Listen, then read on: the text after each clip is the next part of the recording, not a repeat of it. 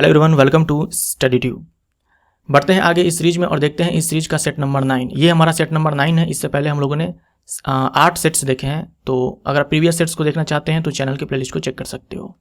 अब आगे बढ़ूँ इस वीडियो में, उससे पहले आपके लिए ये प्रश्न है कि ये जो 4 विकल्प हैं, इन 4 विकल्प में एक जो है भिन्न है बाकी तीनों से, तो आपको बताना है इनमें से कौन है जो भिन्न है, उसे छांटना है। यह है सोडियम क्लोराइड, यह है सोडियम कार्बोनेट, यह है वाटर और यह है हीलियम। तो इन 4 में से कौन है जो सबसे अलग है, यही आपको कमेंट बॉक्स में आंसर करना है। ये एनटीपीसी का पूछा हुआ प्रश्न है। अब आते हैं आज के सेट के पहले प्रश्न पे। ये सेट नंबर 8 का वो सवाल है जो मैंने आपसे पूछा था कि इसका आंसर करें कमेंट बॉक्स में। निम्न में से किसमें दिशा और परिमाण दोनों है? तो जिन भौतिक राशि के अंदर दिशा और परिमाण दोनों होते हैं, डायरेक्शन और मैग्नीट्यूड दोनों होते हैं, उसे हम लोग वेक्टर क्वांटिटी बोलते हैं, सदिश राशि बोलते हैं। तो द्रव्यमान है, दूरी है, चाल है, ये सारे अदिश राशि है। इन सब में केवल परिमाण है। जो संवेग है यह है सदिश राशि, इनमें दिशा और परिमाण दोनों है। ठीक है, डायरेक्शन एंड मैग्नीट्यूड दोनों है। संवेग बराबर होता है द्रव्यमान और गुने में वेग। ये सारी राशियां हैं जो है सदिश राशियां, माफ करना यहाँ पर लिख लेना अदिश राशियां। ठीक है, सदिश नहीं, अदिश राशियां यानी कि स्केलर क्वांटिटीज। द्रव्यमान है, आयतन है, घनत्व है, समय है, दूरी है, चाल है, ऊर्जा है, दाब है, शक्ति है, तापमान है, पृष्ठ तनाव है, श्यानता है यानी कि विस्कोसिटी, ऊष्मा है, विद्युत धारा, विभवांतर और प्रतिरोध और धारिता यानी कि कैपेसिटेंस। देखो विद्युत धारा जो है ना, इसके पास दिशा भी है और परिमाण भी है, डायरेक्शन भी है और मैग्नीट्यूड भी है इलेक्ट्रिक करंट के पास। इसके बावजूद भी ये अदिश राशि है विद्युत धारा। तो ये सारे जो क्वांटिटीज है ये सारे के सारे हैं स्केलर क्वांटिटीज। इससे बाहर सवाल नहीं आता है। मान लीजिए आपसे सवाल ये पूछा जाता है कि निम्न में से कौन अदिश राशि है, तो इसी में से कोई एक आपको विकल्प में दिख जाएगा, इससे बाहर नहीं आएगा। चेचक, चेचक यानी कि यहाँ पर है चिकन पॉक्स। चेचक का मतलब स्मॉल पॉक्स भी हो सकता है, चिकन पॉक्स भी हो सकता है। यहाँ पर है चेचक का मतलब चिकन पॉक्स। तो चिकन पॉक्स किस वायरस के कारण होता है? चिकन पॉक्स ये होता है वेरिसेला वायरस के कारण। ये लिस्ट मैंने आपको पहले भी दिखलाया हुआ है, ये आप याद रखें। रूबेला वायरस के कारण जर्मन मिजल्स यानी कि जर्मन खसरा, रूबियोला वायरस के कारण मिजल्स यानी कि खसरा, वेरियोला वायरस के कारण स्मॉल पॉक्स यानी कि बड़ी माता, वेरिसोला जोस्टर वायरस, यही हमें यहाँ पर वेरिसेला दे रखा है। ठीक है, varicella zoster virus, chicken pox ये वायरस करता है, इसे हम छोटी माता ही बोलते हैं। तो बड़ी माता, छोटी माता, इन दोनों के लिए हम लोग कॉमन शब्द चेचक यूज करते हैं, लेकिन दोनों का वायरस अलग अलग है। रेबीज वायरस के कारण रेबीज होता है जिसे हाइड्रोफोबिया बोलते हैं। राइनो वायरस के कारण कॉमन कोल्ड, सर्दी जुकाम। रेट्रो वायरस जैसे कि HIV जो कि एड्स करता है। हर्पीज सिंप्लेक्स वायरस जो कि जेनाइटल हर्पीज और ओरल हर्पीज करता है। West Nile virus, West Nile fever, जो वेस्ट नाइल वायरस है ये उसी फैमिली से बिलोंग करता है जिस फैमिली से dengue virus, Zika virus, yellow fever virus ये सारे बिलोंग करते हैं। तो वेस्ट नाइल वायरस के कारण वेस्ट नाइल फीवर होता है। आंसर हमारे यहाँ पर बी हो जाएगा। कीमोथेरेपी किस रोग के उपचार के लिए दी जाती है? कीमोथेरेपी ये कैंसर के ट्रीटमेंट का एक टाइप है, एक तरीका है। इसमें केवल ड्रग का इस्तेमाल किया जाता है कैंसर सेल्स को मारने के लिए। सी हमारा यहाँ पर राइट आंसर हो जाएगा। कीमोथेरेपी ये एक टाइप है कैंसर के इलाज का, इसमें केवल और केवल ड्रग का इस्तेमाल किया जाता है कैंसर सेल्स को मारने के लिए। हेपेटाइटिस सी ये लीवर संबंधित बीमारी है। हेपेटाइटिस सी वायरस के कारण होता है और इससे लीवर प्रभावित होता है। खगोलीय लीप वर्ष को डैश में मापा जाता है। खगोलीय लीप वर्ष, एस्ट्रोनॉमिकल लीप ईयर को मापा जाता है लाइट ईयर में। बी हमारा राइट आंसर हो जाएगा। एक एस्ट्रोनॉमिकल यूनिट बराबर होता है 1.5 × 10⁻11 मीटर। पूरा वैल्यू अगर आपको नहीं भी याद हो तो कम से कम ये आपको ध्यान में रखना पड़ेगा कि 10⁻11 मीटर के ऑर्डर का होता है एक एस्ट्रोनॉमिकल यूनिट। ऐसे एक लाइट ईयर बराबर होता है 9.46 × 10⁻15 मीटर। एक पार्सेक बराबर होता है 3.1 × 10⁻16 मीटर। तो कम से कम आप ये ध्यान में रखो 10⁻15 10⁻16। तो जो पार्सेक है ये दूरी की सबसे बड़ी इकाई है। पार्सेक जो है ये लार्जेस्ट यूनिट है डिस्टेंस या फिर लेंथ का बोल दो। नॉटिकल माइल से समुद्री दूरी मापी जाती है। आंसर हमारा यहाँ पर बी हो जाएगा। निम्न में से किस गैस का उपयोग खाना पकाने में किया जाता है? खाना पकाने के लिए घरों में जिस गैस का इस्तेमाल किया जाता है वो है liquefied petroleum gas. Liquefied petroleum gas LPG। Answer हमारा सी हो जाएगा। LPG का जो मुख्य घटक है वो है ब्यूटेन और उसके बाद है प्रोपेन। LPG में एक कंपाउंड मिलाया जाता है, एक केमिकल मिलाया जाता है ताकि एलपीजी गैस अगर लीक हो तो हमें मालूम पड़ जाए। कौन सा कंपाउंड है वो? CH3CH2SH, इथाइल मरकैप्टन बोलते हैं। नेचुरल गैस चाहे अब लिक्विफाइड हो या फिर कंप्रेस्ड हो, नेचुरल गैस का जो मुख्य घटक है वो है मीथेन। आंसर हमारा यहाँ पर सी हो जाएगा। ऑडियो हेडफोन की सबसे पहली जोड़ी 1910 में डैश के द्वारा बनाई गई थी। ऑडियो हेडफोन की सबसे पहली जोड़ी 1910 में बनाई गई थी नथानियल बाल्डविन के द्वारा। बी हमारा राइट आंसर हो जाएगा। सेफ्टी लैंप के आविष्कारक है हम्फ्री डेवी। ऑडियो हेडफोन की पहली जोड़ी बनाई गई थी नथानियल बाल्डविन के द्वारा।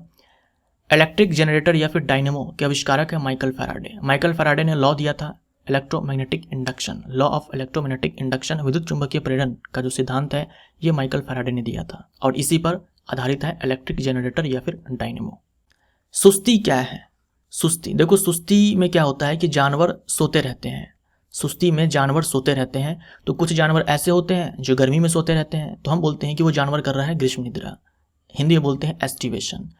और कुछ जानवर ऐसे होते हैं जो ठंडी में सोते रहते हैं, तो हम बोलते हैं कि वो जानवर कर रहा है शीत निद्रा यानी कि हाइबरनेशन। तो यहाँ पर मैंने सुस्ती को लिख दिया है एस्टिवेशन, लेकिन केवल अगर हिंदी में है सुस्ती तो हमें ये नहीं मालूम चलता कि जो जानवर है वो शीत निद्रा कर रहा है या फिर ग्रीष्म निद्रा कर रहा है। लेकिन चाहे कोई सा भी निद्रा करे ये तो मालूम ही है कि वो सो रहा है। तो एनिमल स्लीप हमारा यहाँ पर राइट आंसर हो जाएगा। पेनिसिलिन की खोज का श्रेय किसे दिया जाता है? पेनिसिलिन जो कि दुनिया की सबसे पहली एंटीबायोटिक थी, तो इसकी खोज के या फिर इसको डेवलप करने का जो श्रेय है ये अलेक्जेंडर फ्लेमिंग को जाता है। सी हमारा आंसर हो जाएगा। मनुष्य मैमेलिया वर्ग से संबंधित है जिसमें निम्नलिखित में से एक नहीं आता, वह कौन सा है? यानी जो मनुष्य है वो स्तनधारी है, क्लास मैमेलिया से हम लोग बिलोंग करते हैं। अब यहाँ पर देखो बताना है कि इनमें से कौन है जो मैमल नहीं है। तो चूहा है, बिल्ली है, सुअर है, लिजर्ड नहीं है, लिजर्ड जो है रेप्टाइल है। तो बी हमारा आंसर हो जाएगा। जो छिपकली है वो सरीसृप है और छिपकलियों के अध्ययन को हम लोग सौरोलॉजी बोलते हैं। ये एग्जाम में पूछा जाता है, छिपकलियों के अध्ययन को हम लोग सौरोलॉजी बोलते हैं। एक एटीएम बराबर क्या होता है? एक एटीएम बराबर होता है 1.01 10⁵ पास्कल। यहाँ -5 है, 10⁵ पास्कल। 1.01 × 10⁵ पास्कल। ये याद रखिएगा, ये इंपॉर्टेंट है। एक एटीएम बराबर होता है 1.01 × 10⁵ पास्कल। पास्कल ये एसआई मात्रक है दाब का। 1.01 एक एटीएम जो है लगभग एक बार के ही बराबर होता है, इसलिए एक एटीएम बराबर देखो यहाँ पर 1.01 बार है। 760 mm ऑफ Hg, मरकरी का 760 मिलीमीटर और 760 टॉर। तो ये सारे जो है कन्वर्जन याद रखें। एक एटीएम बराबर, इनमें से कोई सा भी आपके एग्जाम में पूछा जा सकता है। कवक विज्ञान क्या है? कवक विज्ञान के अंदर हम लोग कवकों का अध्ययन करेंगे। कवक विज्ञान को हम लोग इंग्लिश में बोलते हैं माइकोलॉजी। तो ये शब्द आप ध्यान में रखें, माइकोलॉजी। माइकोलॉजी यानी कि स्टडी ऑफ फंजाई, कवकों का अध्ययन। तो जो यहाँ पर कुकुरमुत्ता है इसे हम लोग इंग्लिश में मशरूम बोलते हैं। तो मशरूम आप जानते होंगे ये कवक है, तो मशरूम के बारे में अध्ययन हम लोग कवक विज्ञान के अंतर्गत यानी कि माइकोलॉजी में ही करेंगे। बैक्टीरिया के अध्ययन को हम लोग बैक्टीरियोलॉजी बोलते हैं। वायरस के अध्ययन को हम लोग वायरोलॉजी बोलते हैं। पैरासाइट के अध्ययन को हम लोग पैरासाइटोलॉजी बोलते हैं और छिपकलियों के अध्ययन को हम लोग सौरोलॉजी बोलते हैं। जस्ट हम लोगों ने थोड़ी देर पहले देखा। निम्न में से किस में चुंबकीय गुण नहीं है? किसी में चुंबकीय गुण नहीं है। यहाँ पर चुंबकीय गुण का मतलब यह है कि चुंबक से अट्रैक्ट नहीं होते हैं, ठीक है। चुंबकीय गुण नहीं है मतलब इनमें से कौन है जो चुंबक से अट्रैक्ट नहीं होते हैं?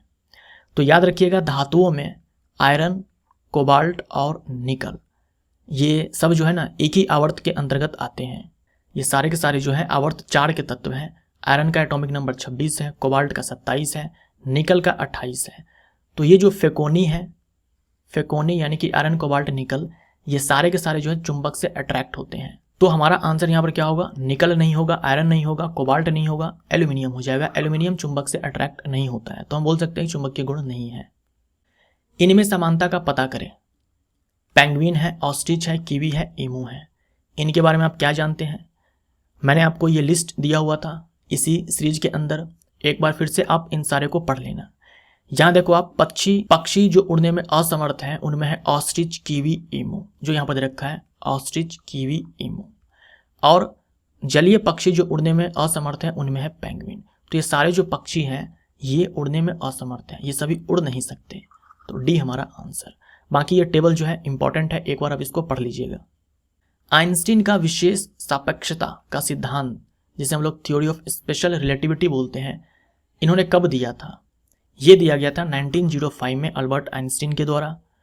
तो थ्योरी ऑफ रिलेटिविटी ये अल्बर्ट आइंस्टीन ने 1905 में दिया, और इसी थ्योरी से दुनिया का जो सबसे प्रसिद्ध समीकरण है E बराबर mc² निकल करके आता है। E है एनर्जी, m है मास और c है speed of light. Albert Einstein ने फोटो इलेक्ट्रिक इफेक्ट की खोज की थी, और इसके चलते इनको दिया गया था 1921 में फिजिक्स के अंदर Nobel prize. Sir CV Raman के बारे में निम्न में से क्या गलत है? सर सीवी रमन के बारे में बताना है इन चार में से क्या गलत है।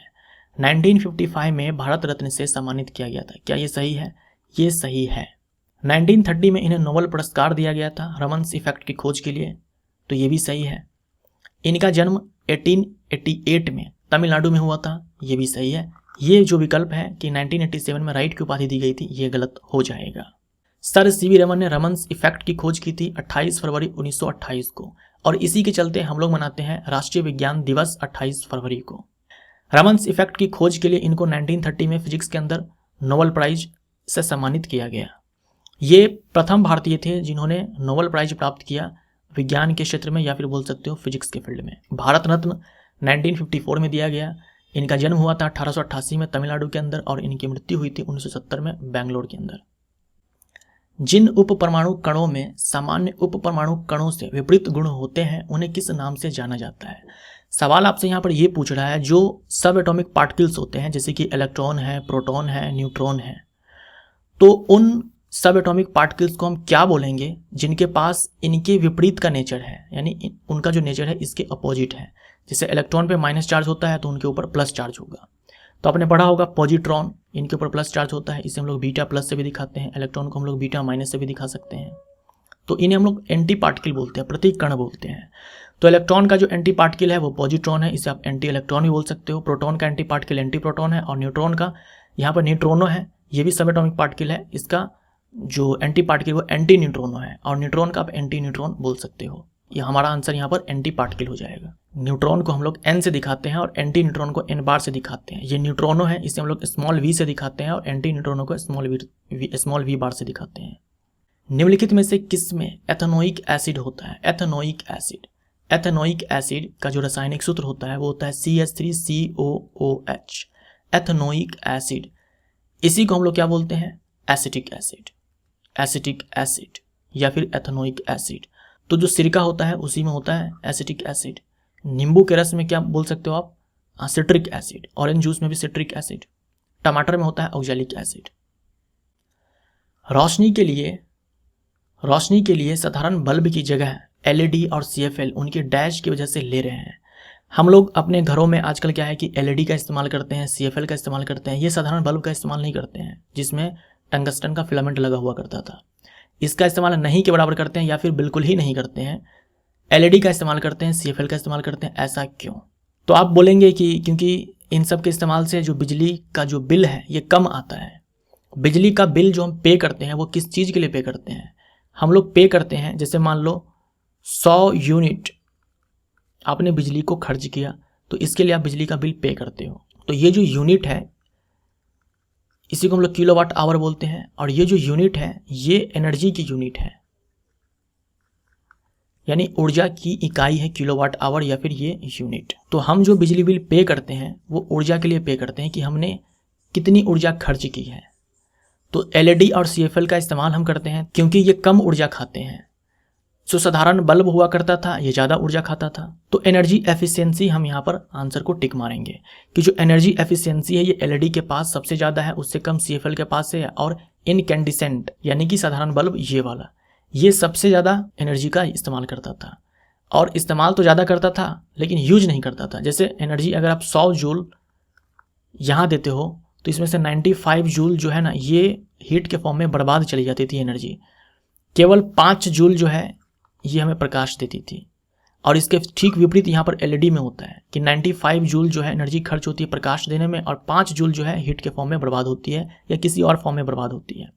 बर्बाद तो कुछ ना कुछ एनर्जी होनी ही है। 100% एफिशिएंट कोई भी डिवाइस नहीं होता है, कुछ ना कुछ वहाँ पर एनर्जी का लॉस जरूर ही हो जाता है।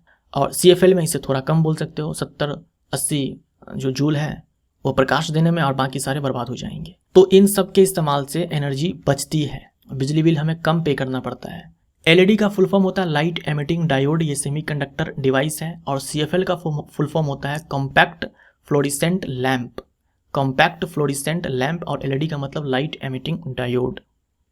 सबसे पहले डीएनए को अलग किसने किया था? सबसे पहले डीएनए को आइसोलेट किसने किया था? ये थे Friedrich Miescher, Friedrich Miescher. DNA से संबंधित कुछ बातें हैं जो मैंने यहाँ पर लिख दिया हुआ है, इसको आप याद रखें। डीएनए का फुल फॉर्म होता है डीऑक्सीराइबोन्यूक्लिक एसिड, ये डबल स्टैंडर्ड होता है। खोज की फ्रेडरिक मिशर ने, नाम दिया डीएनए जैकारिस ने। डीएनए के पास ये जो डबल हेलिकल स्ट्रक्चर है ये पता किया सबसे पहले वाटसन एंड क्रिक ने, ये दो वैज्ञानिक है वाटसन एंड क्रिक। डीएनए में नाइट्रोजन बेस यानी कि नाइट्रोजन युक्त क्षार होते हैं 4 प्रकार के, यहाँ देख लो, adenine, thymine, cytosine, guanine. Adenine thymine के बीच में डबल बॉन्ड होता है, साइटोसिन गुआनिन के बीच में ट्रिपल बॉन्ड होता है। डीएनए का जो कोडिंग खंड होता है उसे एक्सोन बोलते हैं, और जो बिना कोडिंग खंड वाला होता है उसे हम लोग एंड्रोन बोलते हैं। डीएनए फिंगरप्रिंटिंग तकनीक की खोज की एलेक जेफरेज ने। प्रयोगशाला में डीएनए का संश्लेषण सबसे पहली बार किया कॉर्नबर्ग ने, कॉर्नबर्ग ने। हो सकता है कॉर्नबर्ग विकल्प में ना हो, इसके स्थान पर हो हरगोविंद खुराना, तो जो होगा वही हमारा आंसर हो जाएगा। प्रयोगशाला में जीन का संश्लेषण सबसे पहली बार हरगोविंद खुराना ने किया। जेनेटिक कोड की खोज के लिए हरगोविंद खुराना को 1968 में नोबेल प्राइज दिया गया था। तो ये कुछ इंपॉर्टेंट पॉइंट्स हैं डीएनए से संबंधित जो आप याद रखें, एग्जाम में बहुत पूछे जाते हैं। मानव शरीर में प्रोस्टेट एक डैश है। प्रोस्टेट ह्यूमन बॉडी के अंदर क्या है? प्रोस्टेट जो है ये आपको केवल पुरुष के अंदर दिखेगा और ये ग्लैंड है, तो बी हमारा राइट आंसर हो जाएगा। मेल रिप्रोडक्टिव सिस्टम के अंदर ग्लैंड है prostate gland. Male reproductive system के अंदर देखो कौन कौन से पार्ट्स हैं। सबसे पहले है टेस्टिस जो संख्या में 2 है, ठीक है, तो टेस्टिस संख्या में 2 है। उसके बाद एपिडिडाइमिस, ये भी संख्या में 2 है, एक यहाँ पर लेफ्ट राइट 2। उसके बाद देखो ये है ट्यूब, इसे हम लोग वास डिफरेंस बोलते हैं, वास डिफरेंस, तो 3 हो गया। यहाँ पर संख्या में 2 है वास डिफरेंस, एक यहाँ है और एक यहाँ है। उसके बाद क्या है? ग्लैंड देखो इनमें 3 होते हैं, सेमाइनल वेसिकल 4। उसके बाद आ जाओ यहाँ पर ये प्रोस्टेट ग्लैंड 5। उसके बाद बल्बो यूरेथ्रल ग्लैंड, ये संख्या में 2 है, प्रोस्टेट ग्लैंड संख्या में 1 ही है, तो 6। उसके बाद यूरेथ्रा जिसे हम लोग मूत्र मार्ग बोलते हैं, जहाँ से मूत्र और वीर्य दोनों इसी रास्ते से आते हैं, ये कॉमन रास्ता है दोनों के लिए, ये संख्या में 7। तो टोटल ये 7 पार्ट्स हैं। वृषण है, अधिवृषण है, बल्बो यूरेथ्रल ग्लैंड है, प्रोस्टेट ग्लैंड है, वास डिफरेंस है, उसके बाद सेमाइनल वेसिकल है, यूरेथ्रा है। ये टोटल 7 पार्ट्स हैं। प्रोस्टेट ग्लैंड देखो यहाँ पर संख्या में 1 है, ये मूत्राशय के नीचे और लिंग के ठीक ऊपर स्थित होता है प्रोस्टेट ग्लैंड। जो शुक्राणु है, जो स्पर्म है, उसका निर्माण कहाँ पर होता है? उसका निर्माण इसी में होता है, इस टेस्टिस में होता है। उसके बाद क्या है? ये आकर के संचित होता है अधिवृषण में, एपिडिडाइमिस में।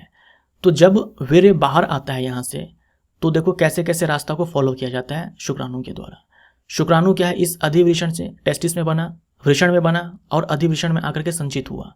उसके बाद ये वास डिफरेंस से होते हुए ये सेमाइनल वेसिकल का सिक्रीशन लेगा, इसका स्राव अपने अंदर लेगा। उसके बाद प्रोस्टेट का स्राव लेगा, उसके बाद बल्बो यूरेथ्रल ग्लैंड का स्राव लेगा और यहाँ से वीर्य के फॉर्म में बाहर आएगा। तो ये सारे जो पार्ट्स हैं ना, ये याद रखिएगा नाम। वास डिफरेंस को हम लोग शुक्रवाहिका बोलते हैं हिंदी में। जब कोई व्यक्ति केवल नज़दीक होने वाली वस्तुओं को ही देख पाए तो इस स्थिति को डैश कहा जाता है। नज़दीक होने वाली वस्तु को ही देख पाए, या नज़दीक की वस्तु को साफ साफ देख पा रहा है, दूर की वस्तु को साफ साफ नहीं देख पा रहा है, तो ऐसा होता है निकट दृष्टि दोष में। निकट दृष्टि दोष को हम लोग इंग्लिश में बोलते हैं शॉर्ट साइटेडनेस, या फिर इसी को मायोपिया बोलते हैं। तो मायोपिया में, निकट दृष्टि दोष में व्यक्ति जो है निकट की वस्तु को साफ साफ देखता है, दूर की वस्तु को साफ साफ नहीं देख पाता है। निकट दृष्टि दोष में क्या होता है? प्रतिबिंब का निर्माण रेटिना पर होना चाहिए नॉर्मली, लेकिन रेटिना से पहले ही हो जाता है, इसलिए वस्तु निकट की वस्तु को साफ साफ देखता है, दूर की वस्तु को साफ साफ नहीं देखता है। इसके ठीक विपरीत हो जाएगा दूर दृष्टि दोष में, दूर की वस्तु साफ साफ दिखेगा, नज़दीक की वस्तु साफ साफ नहीं दिखेगा। इसमें प्रतिबिंब का निर्माण जो है रेटिना के परे होता है, रेटिना के बाद होता है। निकट दृष्टि दोष को ठीक करने के लिए अवतल लेंस का इस्तेमाल होता है, जबकि दूर दृष्टि दोष को ठीक करने के लिए इस्तेमाल होता है उत्तल लेंस का। एक और है यहाँ पर एस्टिग्मेटिज्म। एस्टिग्मेटिज्म में क्या होता है? जो कॉर्निया होता है, नेत्रदान में कॉर्निया को ही दान किया जाता है, तो ये जो कॉर्निया होता है, यहाँ पर जो कॉर्निया है, ये कॉर्निया ये और भी ज़्यादा कर्व हो जाता है ऐसे, या फिर बोल सकते हो कि ये और फ्लैट हो जाता है। मतलब कॉर्निया का जो कर्वेचर है, जो वक्र है, ये खराब हो जाता है, जिसके कारण व्यक्ति को जो वस्तु है वो धुंधली दिखाई पड़ती है। अब ऐसा हो सकता है कि दूर की वस्तु धुंधली दिखाई पड़े, या फिर ये भी हो सकता है कि नजदीक की वस्तु धुंधली दिखाई पड़े। दोनों ही पॉसिबिलिटी है यहाँ पे। तो इसे ठीक करने के लिए याद रखना है आपको कि बेलनाकार लेंस का इस्तेमाल किया जाता है। एक वस्तु पर 20 न्यूटन का बल लागू किया जाता है और यह 2 मीटर पर सेकंड के त्वरण के साथ गति करती है। वस्तु के द्रव्यमान की गणना करिए। देखिए आपके पास बल दे रखा है 20 न्यूटन, त्वरण दे रखा है 2 मीटर पर सेकंड स्क्वायर। आपसे पूछा है द्रव्यमान, तो बल बराबर क्या होता है, द्रव्यमान गुने में त्वरण, यही रिलेशन है। बहुत ही आसान है। यहाँ पर 20 न्यूटन द्रव्यमान चाहिए और त्वरण है 2 मीटर पर सेकंड स्क्वायर। सारे के सारे जो वैल्यू है यहाँ पर एसआई मात्रक में है, तो कुछ सोचना नहीं है, बस वैल्यू को पुट करना है। 20/2 10। जो द्रव्यमान हमें निकल करके आएगा वो भी एसआई मात्रक में, यानी कि किलोग्राम में, तो 10 किलोग्राम, ये हमारा राइट आंसर। तो ये फॉर्मूला है जो आपको ध्यान में रखना है। सुक्रोज के एक अणु में कितने कार्बन होते हैं? सुक्रोज के एक अणु में, सुक्रोज का रासायनिक सूत्र होता है C12H22O11। तो इसके एक अणु में कार्बन के 12 परमाणु हैं, हाइड्रोजन के 22 हैं और ऑक्सीजन के 11 हैं। तो हमसे कार्बन का पूछ रखा है, तो आंसर हमारा 12 हो जाएगा, C12H22O11। ग्लूकोज का क्या होता है फॉर्मूला? C6H12O6, ये ग्लूकोज का होता है। निम्नलिखित में से किस संघ के जीव केवल समुद्री जल में ही पाए जाते हैं? एनिमल किंगडम के अंदर कौन सा ऐसा फाइलम है जिसके जीव केवल और केवल समुद्री जल में ही पाए जाते हैं? ये है इकाइनोडर्मेटा। डी हमारा आंसर हो जाएगा। पोडीफेरा के जीव जो है जल में पाए जाते हैं, लेकिन ताजे जल में भी पाए जाते हैं। इकाइनोडर्मेटा के जो जीव हैं वो सारे जल में पाए जाते हैं और वो भी समुद्री जल में पाए जाते हैं। इकाइनोडर्मेटा से संबंधित ये सारे पॉइंट्स हैं जो अच्छे से रट कर रखिए, सारे के सारे समुद्री जल में पाए जाते हैं। इनके पास पुनर्जनन की क्षमता होती है, इनके पास जल संवहन तंत्र पाया जाता है। पोडीफेरा के पास भी वाटर कैनाल सिस्टम है, इसके पास भी वाटर वेस्कुलर सिस्टम है, जल संवहन तंत्र है। जो इकाइनोडर्मेटा के जीव होते हैं वो बाइलेटरल सिमेट्रिकल होते हैं। कुछ जीव होते हैं इनमें जिनमें रेडियल सिमेट्री होती है, लेकिन मेनली आपको यही ध्यान में रखना है, बाइलेटरल सिमेट्री इनके अंदर होती है। पोडीफेरा और निडेरिया इन दोनों को छोड़ दो तो बाकी सब में बाइलेटरल सिमेट्री है और सारे के सारे ट्रिप्लोब्लास्टिक है, त्रिकोणिक है। वास्तविक देह गुहा इनमें उपस्थित है। स्पंज और निडेरियंस में आपने पढ़ा होगा कि इनके पास उत्सर्जन तंत्र नहीं है। इकाइनोडर्म्स के पास भी उत्सर्जन तंत्र नहीं है। एग्जाम्पल्स स्टारफिश है, sea urchin, sea cucumber, sea lily, feather star, brittle star, ये सारे एग्जाम्पल्स हैं। तो ये हमारा सेट नंबर 9 यहाँ पर समाप्त होता है। मिलते हैं हम लोग सेट नंबर 10 में बहुत ही जल्द। Thank you so much.